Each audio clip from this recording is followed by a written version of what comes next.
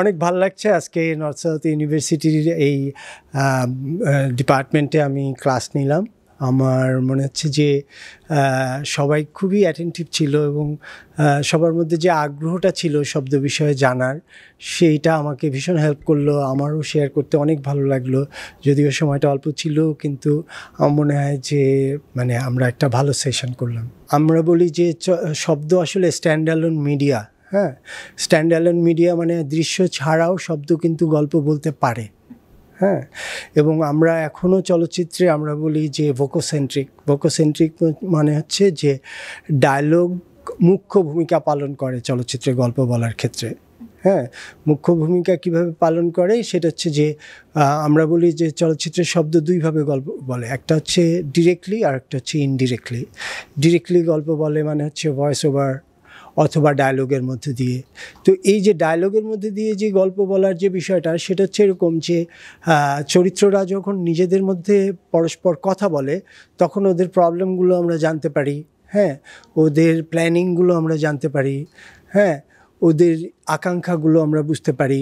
এর মধ্যে দিয়েই কিন্তু গল্পটা এগিয়ে যায়। তো সেখানে এই ডায়লগ আমরা শুনি কিসের মধ্যে দিয়ে? শব্দের মধ্যে দিয়ে। তো সেই ডায়লগে শব্দে যদি আমরা গুরুত্ব না দিই, তাতে যেটা হয় যে গল্পটায় অডিয়েন্সের এনগেজ হইতে সমস্যা হয়। কারণ অনেক যখন এরকম হয় যে আমি পাশের কাউকে যদি জিজ্ঞেস করি যে আচ্ছা কী বলল, তার মানে কি যে শব্দটার অস্পষ্টতা ছিল, ক্ল্যারিটি যেতে যথেষ্ট মনোযোগ দেওয়া হয়নি। তো সেই জায়গায় আমি মনে করি যে যে কোনো চলচ্চিত্র মানসম্পন্ন এবং দর্শকের কাছে যদি পৌঁছতে চায়, তাকে শব্দে যথেষ্ট গুরুত্ব দিতে হবে। এখানে দৃশ্যও ইম্পর্ট্যান্ট, অডিও সাউন্ডও ইম্পর্ট্যান্ট, এবং তারা আসলে পরস্পরের কম্পিটিটর না, তারা আসলে পরস্পরের জন্য কমপ্লিমেন্টারি। এবং সেই জন্য আসলে এই দৃশ্য আমরা ধরি যে আমাদের এখানে কিন্তু সিনেমাটোগ্রাফাররা গত 10-15 বছরে একটা কোয়ালিটিতে নিয়ে গেছেন অলরেডি, কিন্তু শব্দকে আমরা কিন্তু সেখানে এখনও নিতে পারিনি।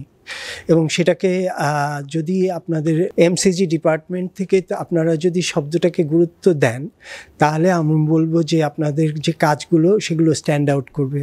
এখন অনেক কম্পিটিটিভ মিডিয়া ওয়ার্ল্ড, সো সেখানে কিন্তু জায়গা করতে হলে শব্দকে গুরুত্ব দিতে হবে।